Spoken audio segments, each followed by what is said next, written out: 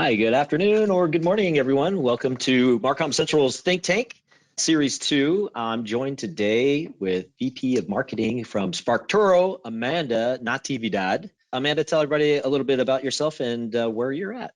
Like Eric said, I'm the VP of Marketing at Sparktoro, which is an audience research startup. I've been a marketer now for, I guess, close to 10 years. So for today, we are going to talk about the art of zero-click content.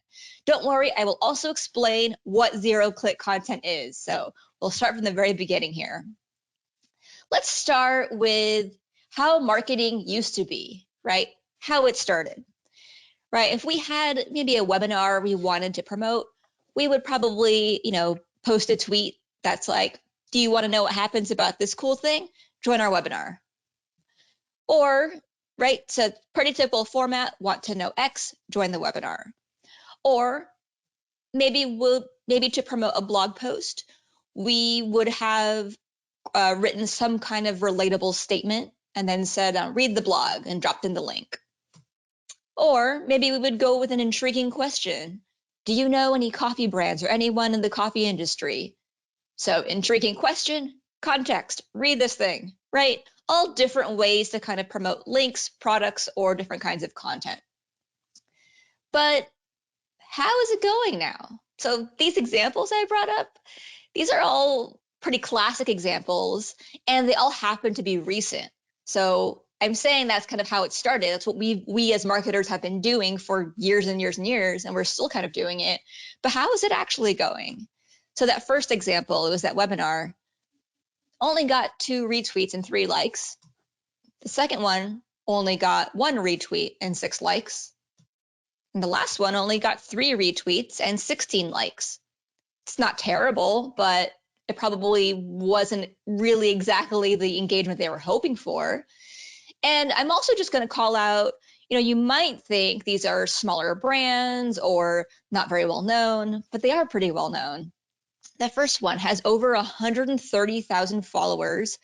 130,000 followers. It's a verified account, and it's a government organization. The second one has over 80,000 followers, also a verified account, and it's a credible author. Like, it actually is somebody who's respected and known in the space. And then finally, the third one, so the first 2 you might think, oh, those are older, maybe they're legacy, organizations, people. This third one is less than a year old. They have 16,000 followers, and it's a niche interest. And we all know that sometimes with niche interests that, you get higher engagement and things. So it's not going super well. But why? Why isn't it going amazingly well? Well, it starts here. The platforms, as we know it, are taking our content, right? So for instance, Google puts answers directly in the search engine results page. So in 2020, over half, more than 2/3 of Google searches ended without a click. Now, this can be good for users, right? This doesn't always mean it's a bad thing, right? Maybe if you are searching for Paul Rudd's height, you don't need to click out to some kind of website to tell you that. You kind of just want to know in the SERP how tall he is or how old he is. Or if you're trying to calculate, or convert milliliters to ounces, again, you'd probably rather just do that in the SERP. That arguably does make for a pretty good user experience, right? So we got the height thing here. Or it's also been pretty bad for publishers. Pretty bad in the sense of, so look at this one. Okay, this one's a goofy example. If you Google, why don't we see baby pigeons? You're going to see sometimes some nonsense in the SERP. The reason is simple. Most baby songbirds are in the nest until they are fully feathered. Oh, you know what? This actually is the correct answer.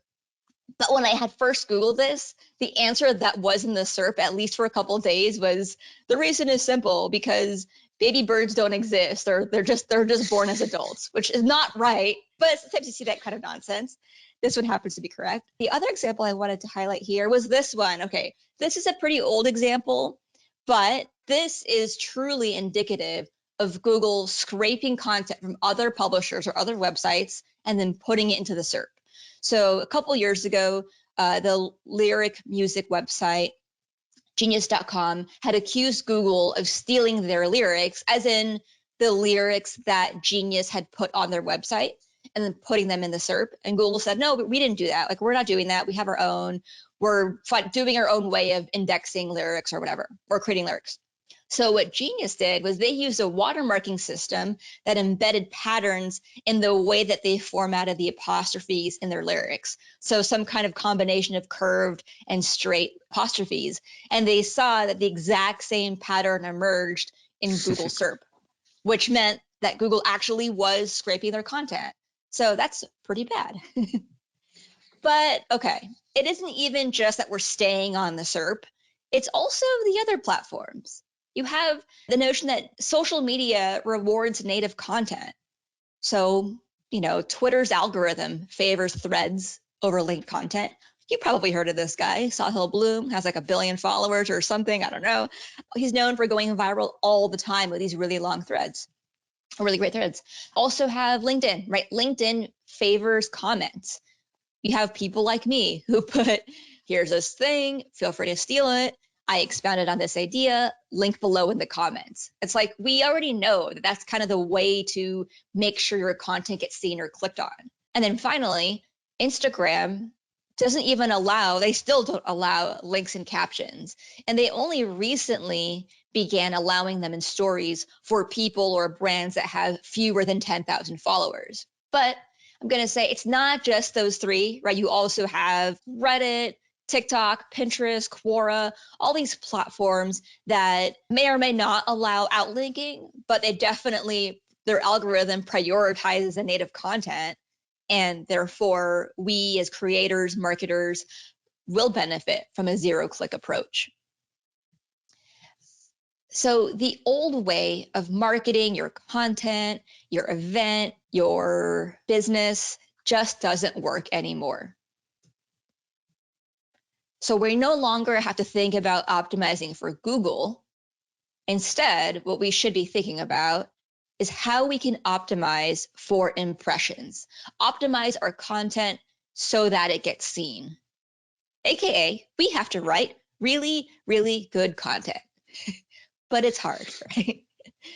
But we can do this through something I call zero-click content. This is content that offers standalone value with no need to click. Users don't need to click to get any kind of value from this, and clicking on the link or whatever it is optional. It's additive. It's not required for someone's understanding of something. Now, we can see a lot of examples throughout the field. So some examples from our peers in marketing. We have Rand, right? Rand posts 2-minute videos posted directly on LinkedIn. These get granted, Rand does have a large audience, but embedding the videos directly on LinkedIn will get him like over 100,000 impressions pretty easily. I post threads myself.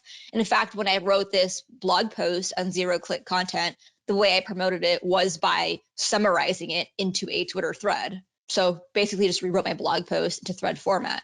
And then finally, we have people like Brendan Hufford, like creators on LinkedIn, who are posting, 100 to 200 word insights directly on LinkedIn, sort of like these mini blog posts. We can also look at examples from other businesses and industries. So Force of Nature, this is a regenerative agriculture, direct-to-consumer meat company. They have over 90,000 Instagram followers who are very engaged with their content.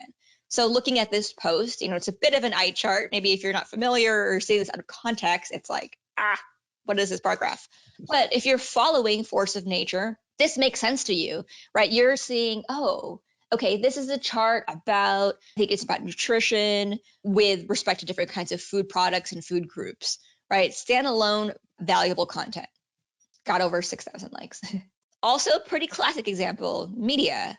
I think Howard Stern is kind of the king of zero-click content because he famously has had his show on Sirius XM. It's paid. Like, you can't listen to Howard Stern's show for free, but he does post the juiciest bits of his long-form celebrity interviews on YouTube, and he has, over 1 million subscribers. And he takes just the best parts of those interviews where you as a free user can still get that standalone value, but you might watch a couple of clips of like Adam Sandler and think, oh, I really want to watch the long form or listen to the long form interview. I should just pay for that Sirius subscription. Also, this is kind of an interesting one, pretty outside the box. The Redfin CEO, Glenn Kelman, is now going to star in a Netflix show about home buying and selling, right? So this is an interesting way to look at zero-click content. Like, no doubt he is going to give his insights on buying and selling homes. Viewers will get standalone value, and Redfin is going to be attached to that valuable content. Okay, so this is all cool, but how do we do this, right? We can't all just start a Netflix show. It's not really something that's available to all of us. So don't worry, we have some repeatable frameworks ahead. So this should work for social media. Okay, so what you can do is you can optimize your social media content for engagement streaks. You'll get social visibility, new followers, and increased traffic over time, traffic to your posts, or maybe, hopefully, traffic to your website. You can essentially give the networks what they want, which is content that keeps users on the platform, no links, right? Your LinkedIn posts, Twitter threads, etc. Posts that earn either replies or repeat visits and clicks, right? So if you get people to engage with the content, like reply to something, maybe vote on a poll for which they also have to provide their reasoning, that will also boost your content in the algorithm. Or you can also use visual and video formats, so shocking headlines or surprising and unexpected content, things that people typically find share-worthy. And essentially, you're giving followers what they want, consistency of focus. Sadly, people tend not to like deviation from the initial reason they followed you.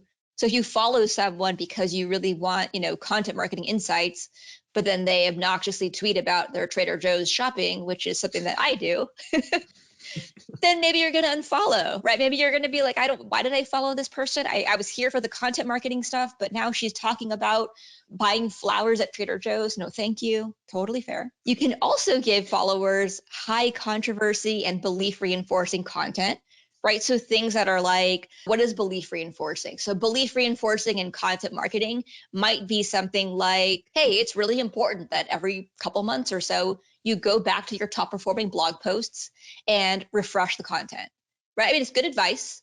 It's also belief reinforcing for all the people who have been giving that advice for forever. They're going to be like, yes, I've been saying this for years, and they're going to be likely to retweet that.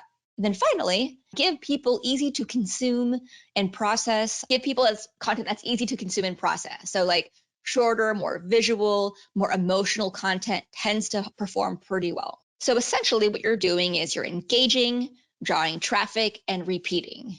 You have your high engagement, non-promotional posts. So maybe your free content marketing advice or free B2B marketing advice, whatever that may be.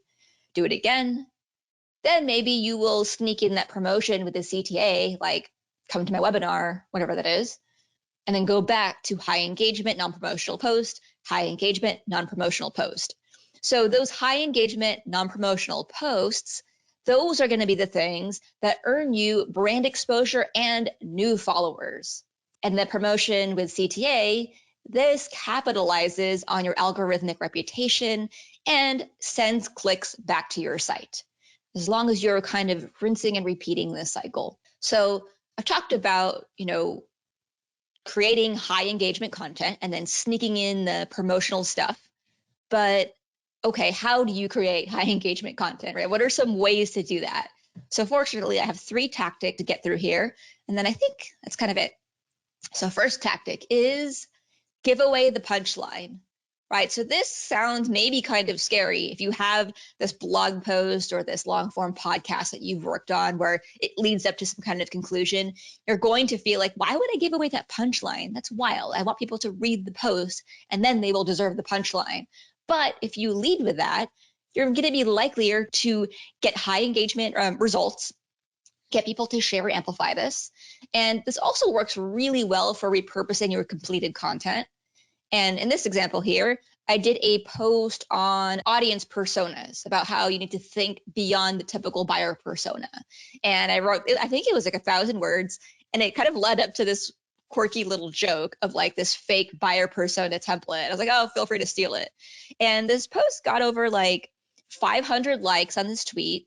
And I used the same thing in our email promo for a webinar about this topic. And it was our most clicked on email promotion this year. And now it's September, but it's still the most clicked on email promo. For this webinar, we got over 900 registrants, which was spectacular. So it worked well for us. I hope you will have the courage to try this as well.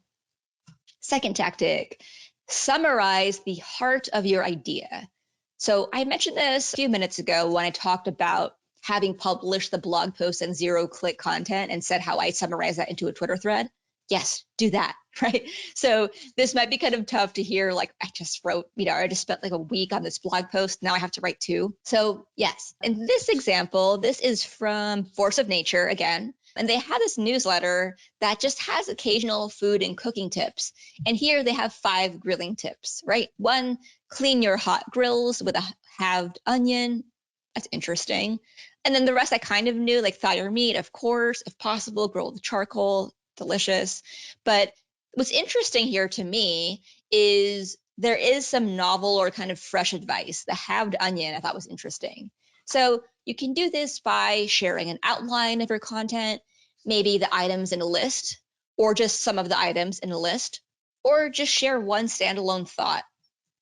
Remember, clicking should be optional. And if done well, you can do this multiple times with one piece of content. So if you have like some kind of listicle that's like 12 ways to do X, then, one way of promoting this is doing like a Twitter thread on like 4 of those ideas and say, click to read more. Or you just go into detail on one of them. You can do this a number of times with one piece of content. Oh, good. I have another example here. So a B2B marketing example, Wes Kao, the co-founder of Maven, she has something, she writes a lot about marketing advice, leadership, career management advice, and she has something called the brand versus performance marketing spectrum. So she talks about like, should you prioritize brand or performance, and gives this nice visual, which shows where it is really just a spectrum. It's not so much of like, you have to do one or the other. You can kind of fall in between, but shows some of the trade-offs you make, right? In performance marketing, you can get maybe a short-term conversion, but you might need to sacrifice good taste for it, right? Wes also has a blog post on this. So you can see how she has this long form blog post, but then also has visual, which repurposes the idea. So they're both kind of standalone pieces. The last tactic here is posting a defensible hot take.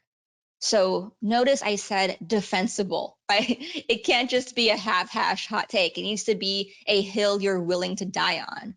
So creator, marketer Steph Smith is really good at this. She wrote this like really super viral tweet. It was last year. The 40-hour work week was established over a century ago. Since then, we've invented 5G networks, automation, 3D printing, AR, VR, and a computer that can fit in your pocket. Nearly all of the tools have changed, yet somehow people still think the way we work needs to stay the same, right? Hot take on 40-hour work week, but it's a thoughtful take, right? She isn't just out here saying, oh, 40-hour work weeks suck. She has a fully fleshed out thought, and she's willing to take it to task. This works really well for long form content for which you have more context and have that defensibility. And remember, it's don't be salacious just for the sake of being salacious, right? You have to back it up. And when when people engage with the content because they're like, oh, finally someone said it, then after it gets some engagement, you can add the link afterwards. So in this post, after it got some really good engagement, she plugged her podcast episode and said, hey, like the 40-hour work week isn't the only narrative that many never thought to question. Here are some other concepts, like where did retirement come from? Why did people start getting married? And why do we eat 3 meals a day? We talk through traditions and whether they still serve you in this episode. So this is a nice, great hot take that is defensible, that you think, okay, she clearly has more to say on this, right? She isn't just trying to ruffle feathers. Great episode 2. But wait, what about executive buy-in, right? So I talked through these tactics. I said, you can do all these cool things, but how do you get buy-in for this? Now, it will depend on your team. Your results will vary. But one overall way I think about this is sustainable operations, right? So you could make the case to your leadership that creating 0-click content ultimately makes your content more sustainable. It makes your marketing ops more sustainable because that one blog post can result in 1 to 2 LinkedIn posts, a Twitter thread and a couple tweets, separate video, a webinar, or even a conference presentation, or all of the above, right? Like, I think I've only actually written a handful of blog posts this year on the Sparktoro blog, but I've done a lot of all kinds of these posts. So if you focus on creating content that is really, really good, that you just care about the insights, you have an itch you need to scratch, something you want to research, you're going to get a lot more out of it. Trust the process, right? If you are digging into the research, digging into the data, challenging your thesis, you're going to get great content. You're going to have repeatable results. You're going to have repeatable content that you can share over and over again. And the counterintuitive outcome of this is that when you invest your time, energy, brain power, and resources into creating great content, the content that you optimize to earn impressions or get seen, people will see it. They're going to start to pay attention. And you just might find an opportunity like I did.